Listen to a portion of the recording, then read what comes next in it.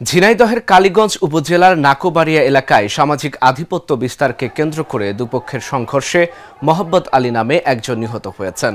রোববার সকালের দিকে নাকোবাড়িয়া এলাকায় এই ঘটনা হয়। কালীগঞ্জ থানার ওসি ইসলাম হাওলাদার জানান, সামাজিক আধিপত্য বিস্তার নিয়ে জামাল ইউনিয়নের নজরুল ইসলামের সঙ্গে অপর পক্ষ আরিফ হোসেনের মধ্যে দীর্ঘদিন বিরোধ চলে আসছিল।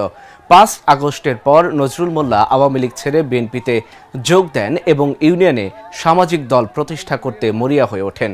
এরই জের ধরে রোববার সকালে ইউনিয়নের নাকোবাড়িয়া গ্রামে নজরুল ইসলাম মোল্লার সমর্থকরা হামলা চালায়। এ সময় প্রতিপক্ষ আরিফের সমর্থকদের সঙ্গে ব্যাপক সংঘর্ষ হয়। পরে আহতদের উদ্ধার করলে হাসপাতালে একজন মারা যায়। পরিস্থিতি নিয়ন্ত্রণে পুলিশ ও সেনাবাহিনী অবস্থান করছে।